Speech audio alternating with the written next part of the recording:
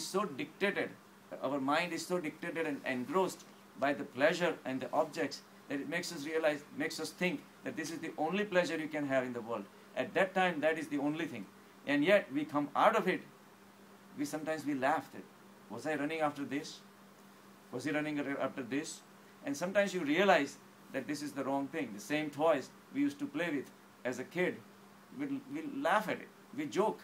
And he says, yeah, we used to do stupid things like this and that and all that. And yet, at that time, that was the world. But the same balloon we used to play with, now we don't care. We toss it away. So objects of pleasure, once they leave their illusion, we realize that we were going in a wrong direction. So we have to wake up from the dream. We have to realize that the whole thing is a dream. There is nothing to achieve. There is nothing to own. And there is nothing to extract pleasure out of it. Because it's all transitory. At some point, it's going to wear off. So it is transitory. And third thing, the most important thing, is takes you away from your Atma. Atma is the purest state of existence. It's the most pure, most clean existence. Why is it clean? Because there is nothing to achieve. If you're trying to achieve something, you have to take unusual means. Because the objects is like a golden brook. Even Ram was lured by the golden brook. they say Ramayana started, Ravan has nothing to do with Ramayana. He said it was the decision of Ram to go after the golden brook. Even Ram was mesmerized. Now, no, Sita was mesmerized. Sita was mesmerized, went after, right. Sita was mesmerized. So it was the mesmerization of, that started the whole Ramayana. Ram was mesmerized by Sita. And he believed. Sita was mesmerized by you're correct. But, so the golden brook never exists. And we still believe it is. And we still believe that it exists. So it's the Maya. So it's all symbolic. Ravan wanted to control Sita. Sita is our intellect. And it's the ultimate object, or whatever you call, if the combination of intellect is the Kasturi Mruk. Kasturi is the key, is the holy grail. If it falls in the hands of materialistic, then gods cannot defeat them.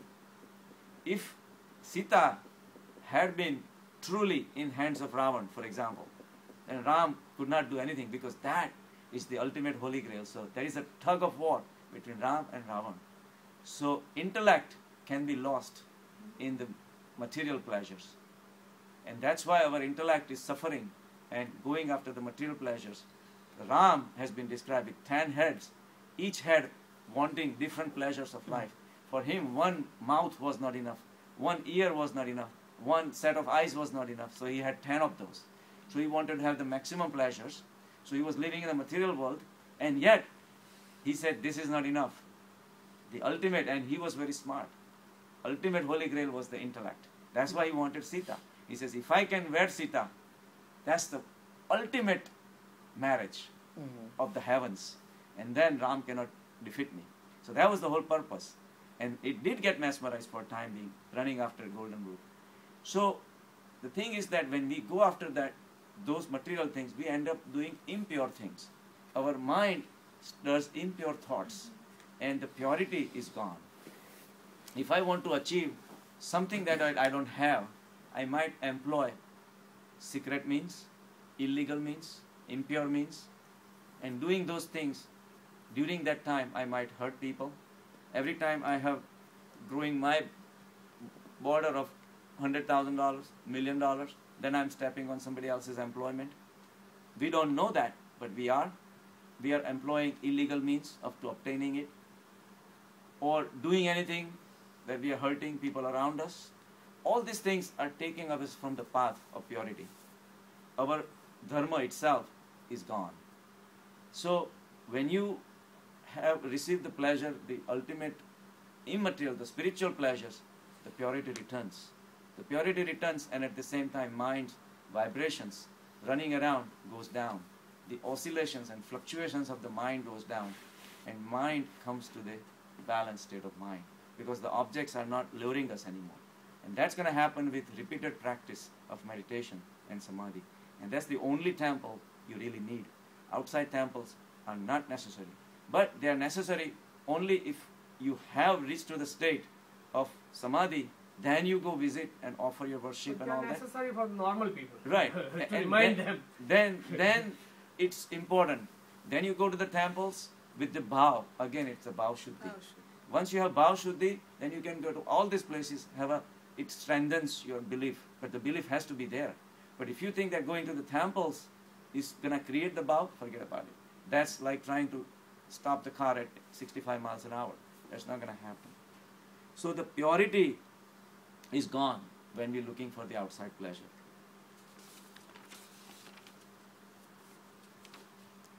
So what are the different bhavs? Bhavs are coming, I think, in the next lecture. Oh, next lecture. It's very deep. It's very deep. There are 16 bhavs, so I know I keep saying that. for Yeah, I last know. four I'm waiting lectures. for that actually. My expectation is there. So,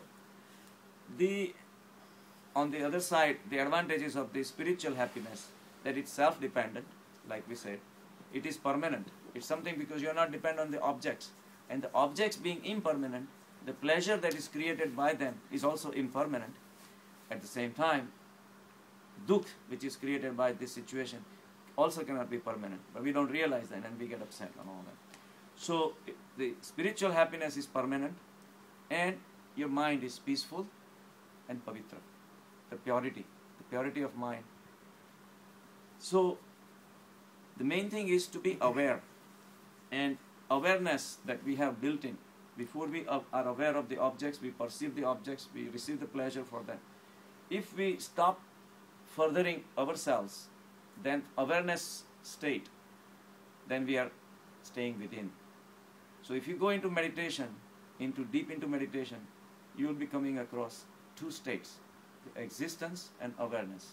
Those are the two building blocks, like we always talk about.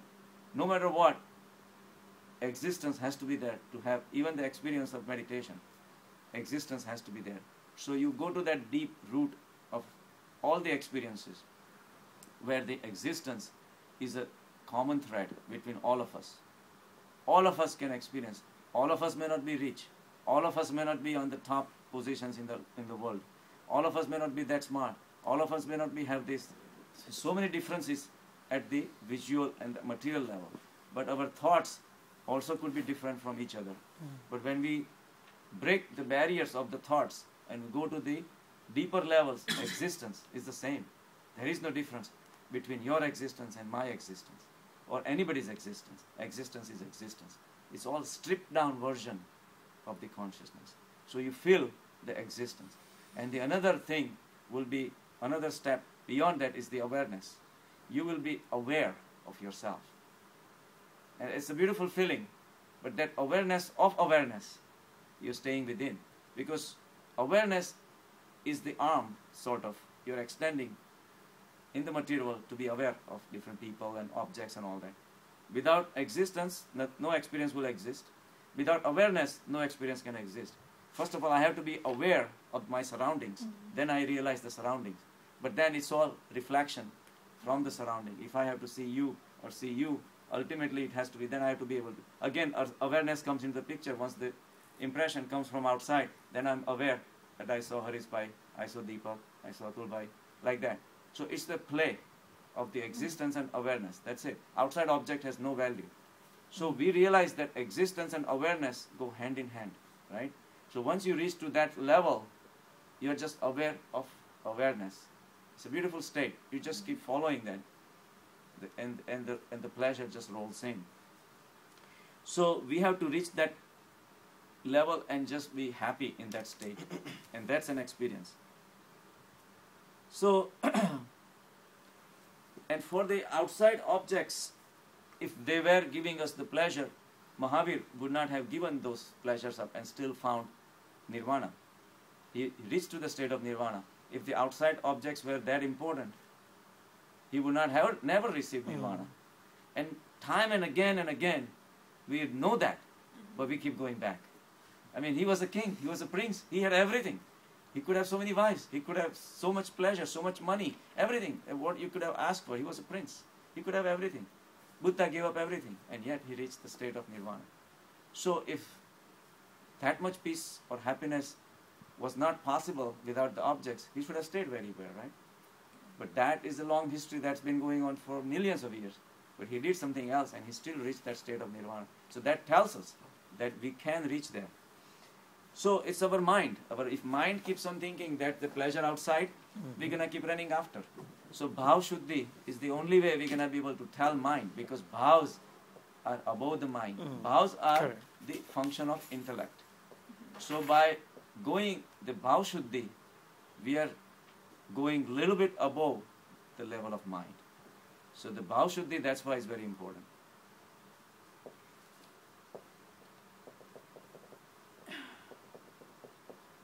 Now, the mind being used always brings you the impure and unrealistic looks of the world. It lets us attach the unusual and undue importance to the objects of the world. So, when you step back from it, the mind gets out of the picture. The same Ferrari, $240,000 Ferrari, if you don't attach any importance to that car and look at only as a mean of transportation, the Ferrari value drops. Maybe not in the real world, but at least in your mind. So it's up to us what our mind wants to attach to what kind of objects. So whenever we're looking at the objects of pleasure, it's our thought power that's making us those objects that much important to us. And that's why we're ready to shell out. To whatever. that point, there was an interview from CEO of Ferrari. The interviewer asked him, how do you price your cars? Right. The answer he has given, he said, whatever the customer is willing to pay. Yeah, right. Absolutely. They price it up to that level. They're targeting rich people. Exactly. The values of the car is not Right, that right. much, but Absolutely. they can It's a get out of that level much. the perception level. It's Perception, a perception. Yeah. Market yeah. there. So the whole market it's all They create happens at the perception level. Market is also at mind level. Market doesn't exist. There is a beautiful book, Right. Passion for Excellence by Mhm. Nancy. Mm-hmm. They describe how a market is created in the mind of people. Sure. It is actually building over a period of time. It Right, doesn't right. start existing from day one. Sure. So same way, once we were in one of the medical meetings, right? So our chief of staff at that time, Dr. Metuk, so we are in a restaurant eating one of the pharmaceutical sponsored dinners, and we were sitting and talking about cars, and one guy says, I saw, I forgot what car, Aston Martin or something, was sitting in it. He said, whose car is that? It's close to, I don't know, $150,000, $200,000 car. And doctors are not that rich too. I said, must be one of the unusual guys. So Dr. Metuk makes a comment, come on, it's too much. It's a car. It's just the means of transportation.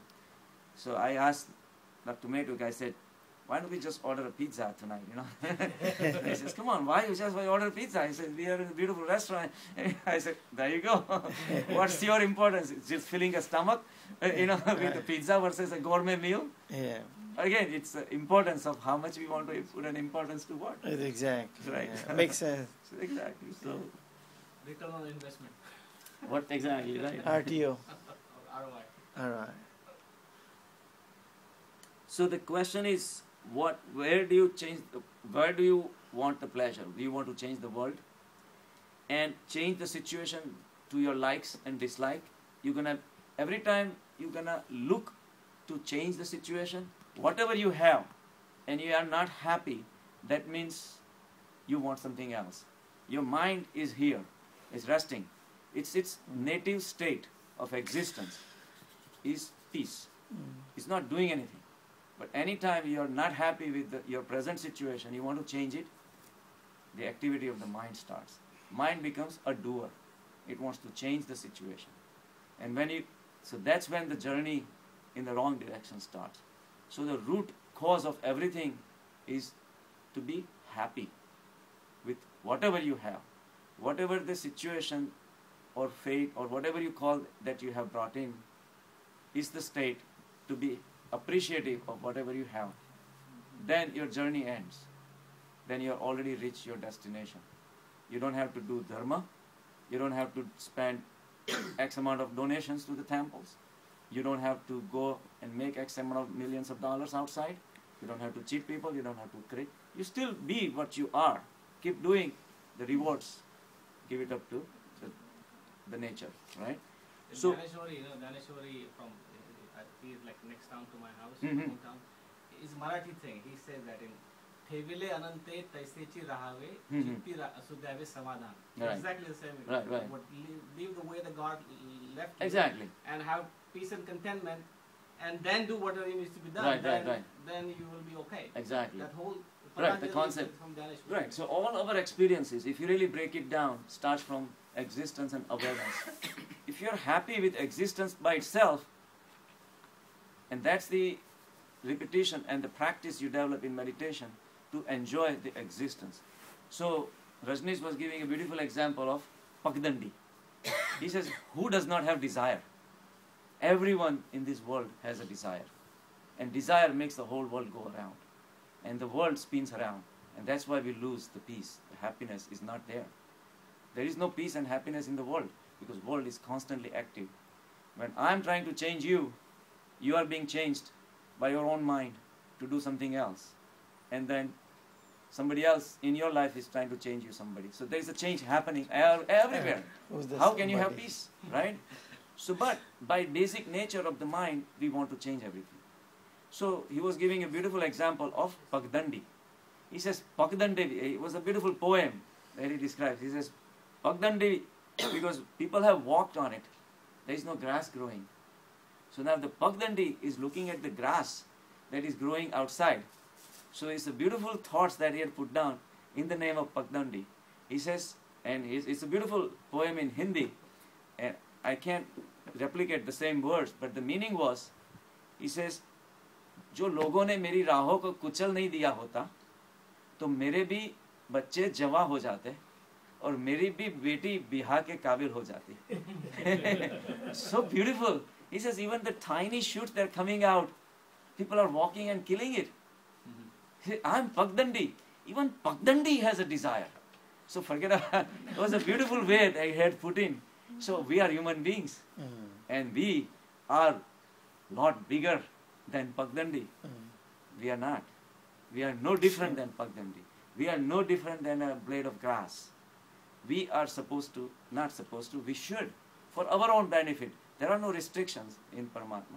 We should be happy with existence because that has been created by our Paramatma. That's why the Buddha, Zen people say that snow falls, every snowflake in its own place. It's all decided. Be happy with existence and then revel in yourself, and that sweet peace and enjoyment, no one can take it away because it's your own. That's all for today. Thank you.